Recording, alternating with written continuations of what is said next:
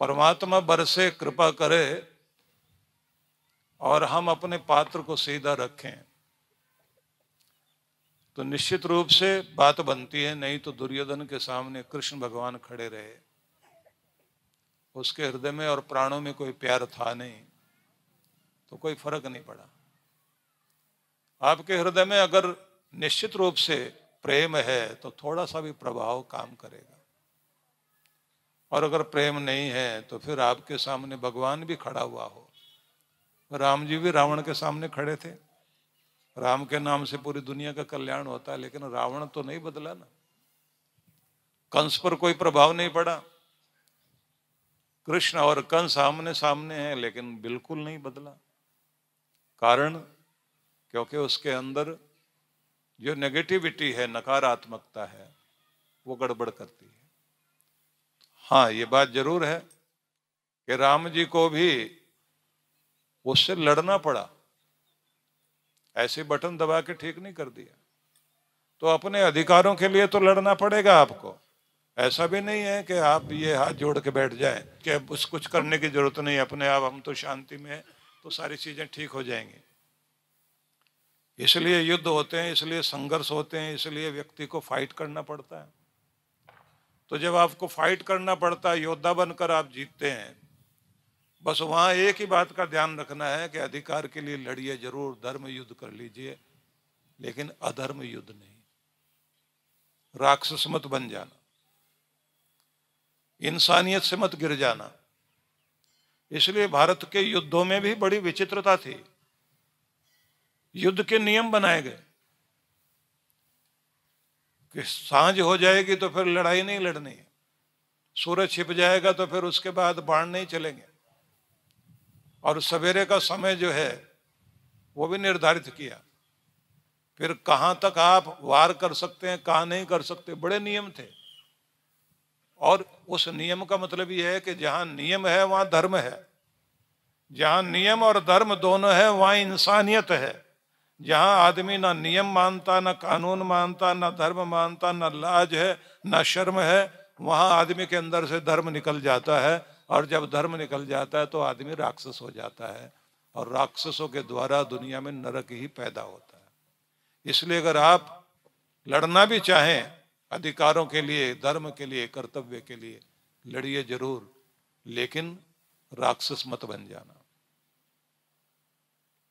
ये भी बात याद रखिए। लड़कर के आप अपनों के साथ लड़ोगे और आप सोचोगे आप जीत जाओगे, बाहर से अगर जीत भी गए अंदर से हार जाओगे, क्योंकि प्यार हार जाएगा आपका। रिश्तों को तो आपको संभालना होता है, वहां तो आपको तप करना होता है कि हमारा जीवन धर्म वाला हो। अब धर्म के चिन्ह बताए गए हैं कि धर्म व्यक्ति के जीवन में किस रूप में होता है। पहला चिन्ह बताया गया धृति, धैर्य, हौसला, अपने आप को संभाले रखना, कैसी भी स्थिति परिस्थिति क्यों ना हो, डामाडोल मत होना। धृति, क्षमा, दमोस्तेयम, शौचम, इंद्रिय निग्रह, धीर विद्या, सत्यम, अक्रोधो, दशकम धर्म लक्षणम। 10 लक्षण माने गए। अधीरता, व्याकुलता, बेचैनी, उद्विग्नता, और उद्विग्नता में उठाए गए कर्म, उठाए गए पग, वो सब के सब आपसे जो कुछ कराते हैं वो अधर्म होता है। जब आप खुद को संभाले रखते हैं, धैर्य रखते हैं, संतुलन बनाए रखते हैं, शांत रहते हैं, स्थिर होते हैं, तो आपके जीवन में पवित्रता आती है। तो हर पल कोशिश कीजिए स्थिर रहने की, संतुलित रहने की, बैलेंस बनाए रखने की, खुद को संभाले रखने की। जितना खुद को संभाले रखेंगे मजबूत बनेंगे, शक्ति आएगी। तो इसलिए अपने देश में विवाह संस्कार भी होता है तो उस समय एक शब्द बड़ा अद्भुत कहा जाता है, कहा जाता ध्रुवम पश्य। वर जो है वधू को कहता है कि ध्रुव नक्षत्र को देखो, जैसे वो अपनी जगह पर अटल है, दिशा नहीं बदल रहा, ऐसे तुम भी अटल रहो अपने नियमों में, अपनी मर्यादा में, अपने धर्म में गिरना नहीं। तुम्हें देखकर दुनिया को रास्ता मिले तो दुनिया के उन सब लोगों को, आज तो तरह तरह के साधन आ गए ना, इससे पहले समुद्र में यात्रा करने वाले जितने भी नाविक होते थे वे अपनी दिशा निर्धारित करने के लिए ध्रुव तारे को देखते थे कि इससे पता लगता है ये पूर्व दिशा है, उत्तर दिशा है।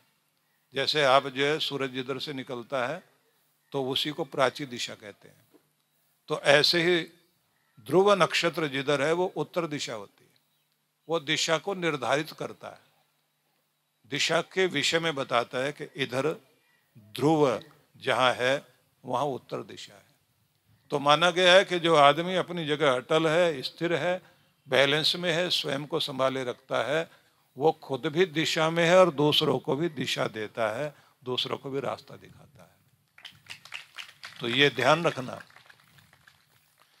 जिस किसी आदमी की जिंदगी में कोई प्रिंसिपल है, कोई सिद्धांत है, कोई नियम है, वो आदमी उतना ही ऊंचा होगा। और जिसका कोई नियम, कोई सिद्धांत नहीं, कोई प्रिंसिपल नहीं, आदमी और नीचा होता जाएगा। और ये बात ध्यान रखना, एक एक क्षण का उपयोग आप अपने आप को ऊंचा उठाने में कीजिए। अपना मनोरंजन भी करना है ना, उच्च स्तर का होना चाहिए, नीचे स्तर का नहीं होना चाहिए। घटिया लोगों के साथ नहीं बैठिए, संग का रंग बहुत बड़ा काम करता है। बैड कंपनी आपको इतना नीचे ले जाती है आप कल्पना भी नहीं कर सकते। टाइम पास करने के चक्कर में कभी मत पड़ो।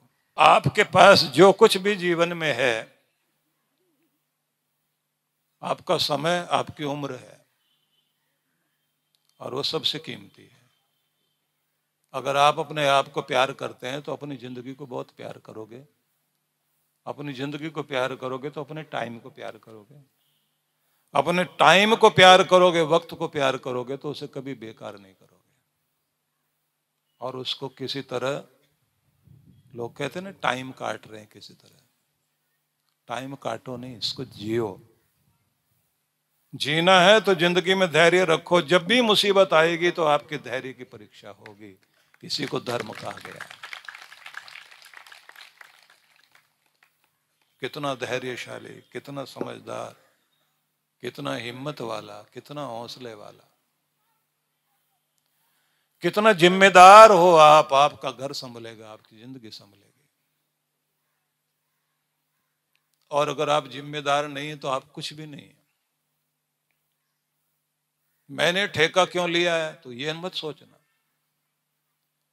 हर अच्छा आदमी ही ठेकेदार है, हर अच्छा आदमी ही जिम्मेदार है, हर अच्छा समझदार आदमी ही जीवन में आदर्श बनता है, और उसी की सब नकल करते हैं। उसी के कारण दुनिया चलती है, उसी के कारण घर चलता है, उसी के कारण जिंदगी चलती है। खुद को खुद समझाइए। दूसरी बात है कि जहां जियोगे तो कुछ ना कुछ अच्छा बुरा होगा। किसी की बात पसंद आएगी, किसी की नहीं, किसी का व्यवहार पसंद आएगा, किसी का नहीं पसंद आएगा। कुछ बर्दाश्त कर लीजिए, कुछ को माफ कर लीजिए, कुछ से माफी मांग लीजिए, जिंदगी को आगे बढ़ा लीजिए। धर्म का ये दूसरा लक्षण है, इसको कहते हैं धृति, क्षमा, क्षमा करना। तीसरा कहा गया है खुद पर कंट्रोल, खुद के मालिक बनकर जीना। जहां आपको कहा जाए कि कंट्रोल करना सीखो, ब्रेक लगाना सीखो, ब्रेक लगा लिया करो। विचारों पर भी ब्रेक लगाओ। बहुत हो गया उल्टा सीधा सोचते सोचते, दिमाग खाली करो। ब्रेक लगाना सीख गए तो आप खुद के मालिक बन जाओगे, और नहीं लगा पाए तो आप देखते हैं ना कि दो ही तरीके होते हैं। गाड़ी में अचानक कोई एक्सीडेंट होने की स्थिति आ जाए तो एक तो ब्रेक लगाया जाता है, नहीं ब्रेक लगा पाए तो स्टीयरिंग चेंज कर दो, दिशा चेंज कर दो। जिनके सामने आप जो है लड़ाई की स्थिति दिखाई देती हो ना कि ये भिड़ेगा जरूर, डायरेक्शन चेंज कर दो, अपने को बदल लो। ध्यान बटा लो, जगह बदल लो, उठ के चले जाओ। लेकिन जिस नीचे स्तर पर वो आपको लाना चाहता है उस स्तर पर मत जाना। परम पूज्य श्री सुधांशु जी महाराज के पावन सानिध्य में विराट भक्ति सत्संग दिनांक 13 से 14 दिसंबर 2023। कार्यक्रम की रूपरेखा। 13 दिसंबर शोभा यात्रा प्रातः 8 बजे जोड़ा मंदिर से टाउन हॉल मैदान तक। भक्ति सत्संग प्रातः 10 से 12 बजे एवं सायं 4 से 6:30 बजे। 14 दिसंबर ध्यान साधना शिविर प्रातः 9 से 11 बजे। भक्ति सत्संग सायं 4 से 6:30 बजे। विशेष कार्यक्रम मंत्र दीक्षा 14 दिसंबर प्रातः 11:30 बजे। स्थान टाउन हॉल मैदान पूर्व बर्धमान। आयोजक विश्व जागृति मिशन बर्धमान समिति। संपर्क सूत्र। आप सभी इस कार्यक्रम में सादर आमंत्रित हैं।